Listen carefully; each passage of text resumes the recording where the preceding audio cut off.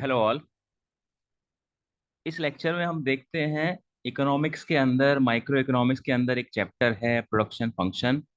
और इस लेक्चर में हम देखेंगे कि लॉ ऑफ वेरिएबल प्रोपोर्शंस क्या होता है। तो इसमें लॉ ऑफ वेरिएबल प्रोपोर्शंस को समझने के लिए पहले हमको समझना पड़ेगा कि फैक्टर्स ऑफ प्रोडक्शन कितने तरह के होते हैं। तो एक तो देखो, एक तो होता है fixed factor of production. Fixed fixed factor. और एक होते हैं वेरिएबल फैक्टर्स।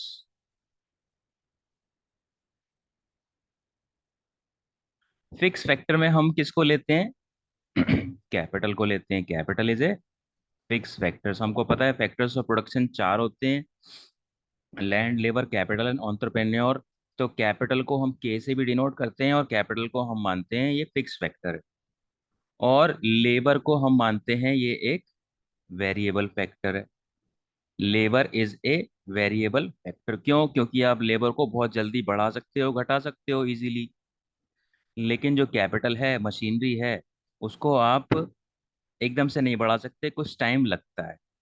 ठीक है। तो और इसका कॉन्टेक्स्ट क्या है? इस जो लॉ ऑफ वेरिएबल प्रोपोर्शंस को हम पढ़ते हैं, वो किस कॉन्टेक्स्ट में कर पढ़ते हैं? शॉर्ट रन में। शॉर्ट रन में पढ़ते हैं। शॉर्ट रन में पढ़ते हैं, इसका मतलब क्या है? शॉर्ट रन का मतलब क्या है? कि शॉर्ट रन वो पीरियड होता है जिसमें कि कुछ फैक्टर्स फिक्स्ड होते हैं और कुछ वेरिएबल होते हैं। ठीक है। और एक होता है लॉन्ग रन। तो लॉन्ग रन में क्या होता है? सारे फैक्टर्स वेरिएबल हो जाते हैं, क्योंकि लॉन्ग टर्म में आप क्या है, मशीन को भी चेंज कर सकते हो इजीली और लेबर को तो चेंज कर ही पाओगे। ठीक है। लेकिन शॉर्ट रन में आप क्या है, लेबर को इतना जल्दी तो चेंज कर पाओगे, लेकिन कैपिटल को चेंज नहीं कर पाओगे। और इसमें समझने वाली बात क्या है? मान लो एक मशीन है। मान लो एक मशीन है जो कि फिक्स फैक्टर है। ठीक है। और इस मशीन पे पांच लोग काम कर सकते हैं। 5 वर्कर्स काम कर सकते हैं, यानी कि इस मशीन पे पांच लोग काम कर सकते हैं मैक्सिमम। अब इसमें क्या है, अगर एक वर्कर काम करेगा तो सपोज मान लो वो 10 यूनिट बनाएगा। ठीक है।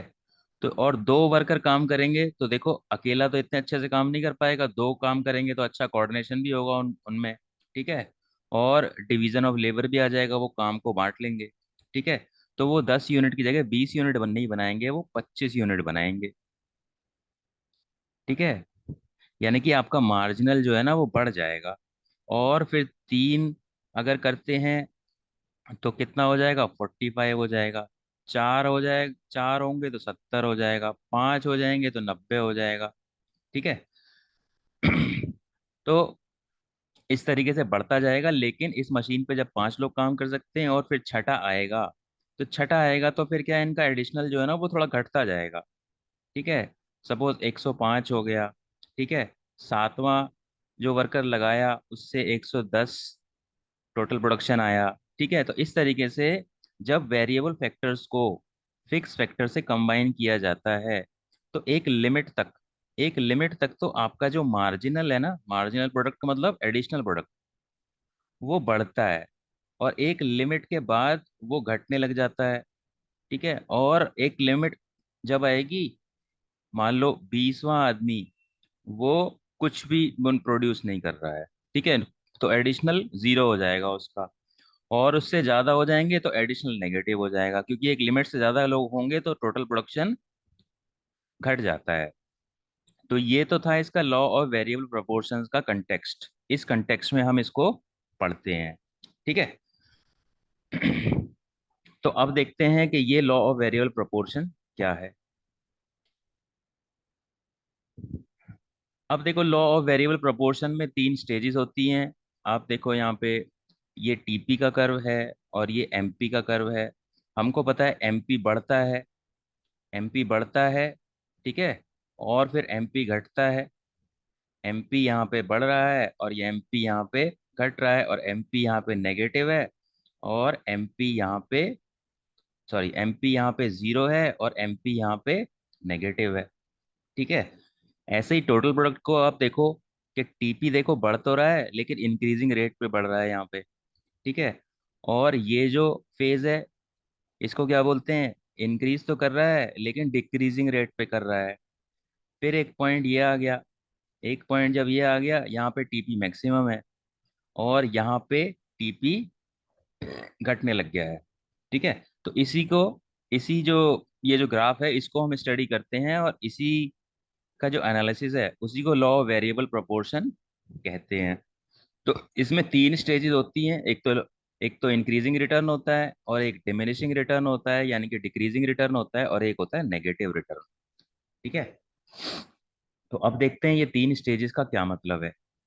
तो पहली स्टेज क्या बोलती है कि जब भी एमपी इंक्रीज होगा यानी कि एडिशनल लेबर का जो प्रोडक्शन है वो इंक्रीज होगा तो टीपी इंक्रीज करता है इंक्रीजिंग रेट पे।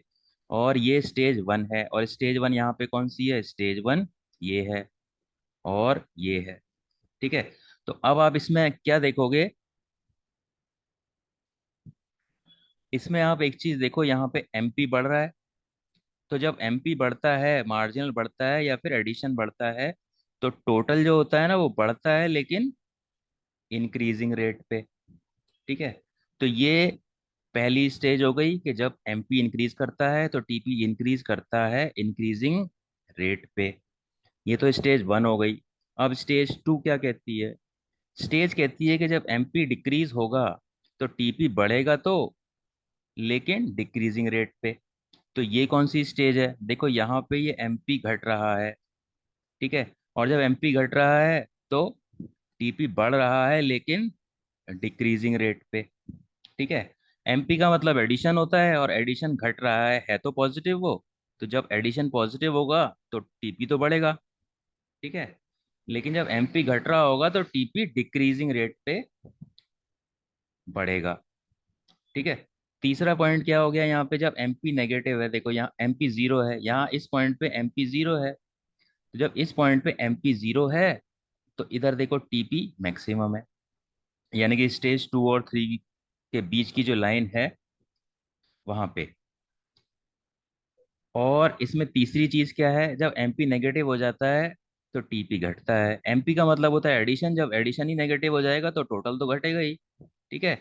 तो ये वाली कौन सी स्टेज है, ये वाली स्टेज है। देखो यहाँ एमपी नेगेटिव में जा रहा है और जब नेगेटिव में एमपी जा रहा है तो टीपी घट रहा है। तो ये तीन स्टेजेस हैं, इन तीन स्टेजेस को एक्सप्लेन करना यही है लॉ ऑफ वेरिएबल प्रोपोर्शंस। और इसमें देखो आपको एक चीज दिख रही है, पॉइंट ऑफ इन्फ्लेक्शन। तो पॉइंट ऑफ इन्फ्लेक्शन क्या होता है, जब पॉइंट ऑफ इन्फ्लेक्शन का मतलब डायरेक्शन जब चेंज होती है उसको इन्फ्लेक्शन बोला जाता है। तो यानी कि देखो यहाँ पे इंक्रीजिंग रेट पे बढ़ रहा था और यहाँ पे डिक्रीजिंग रेट पे बढ़ रहा था तो इसकी डायरेक्शन चेंज हुई। तो डायरेक्शन जहाँ पे चेंज हुई वो होता है पॉइंट ऑफ इन्फ्लेक्शन। और एक चीज आप देखो, पॉइंट ऑफ इन्फ्लेक्शन पे एमपी मैक्सिमम होता है। ठीक है। तो यहाँ पे एमपी मैक्सिमम है, किस पे, पॉइंट ऑफ इन्फ्लेक्शन पे। ठीक है। और एक और चीज मैं बताता हूँ आपको, टीपी जब तक बढ़ेगा जब तक एमपी पॉजिटिव रहेगा। देखो एमपी पॉजिटिव है, यहाँ पे ये सब पॉजिटिव है, एमपी यहाँ तक पॉजिटिव है। ठीक है। तो जब तक एमपी पॉजिटिव है आप ये देखो टीपी तो बढ़ ही रहा है, क्योंकि एमपी एडिशन है, एडिशन जब भी पॉजिटिव होगा तो टोटल तो बढ़ेगा। ठीक है। तो एक क्वेश्चन आता है इसके ऊपर मोस्टली, कि जब एमपी एमपी पॉजिटिव होता है, ठीक है, तो टीपी क्या करता है, बढ़ता है या घटता है या कांस्टेंट रहता है। ठीक है। तो जब एमपी पॉजिटिव रहेगा, और एमपी क्या होता है, एडिशन, एमपी का मतलब होता है एडिशन। तो एडिशन जब पॉजिटिव होगा तो ऑफ कोर्स टोटल तो बढ़ेगा। ठीक है। तो इस तरीके से आप इसको एनालाइज कर सकते हो। और अगर क्वेश्चन आएगा कि explain the law of variable proportions, तो आपको यही तीन स्टेजेस लिखनी है और इस तरीके से ये ग्राफ बनाना है जिसमें टीपी का भी ग्राफ है और एमपी का भी ग्राफ है। ठीक है। टीपी का मतलब होता है टोटल प्रोडक्ट और एमपी का मतलब होता है मार्जिनल प्रोडक्ट। मार्जिनल का मतलब एडिशन। ठीक है। तो ये था आपका explanation law of variable proportions का। और ये सब आपके सिलेबस के सबसे इंपॉर्टेंट टॉपिक्स में से एक है। So that is it for this lecture. Thank you.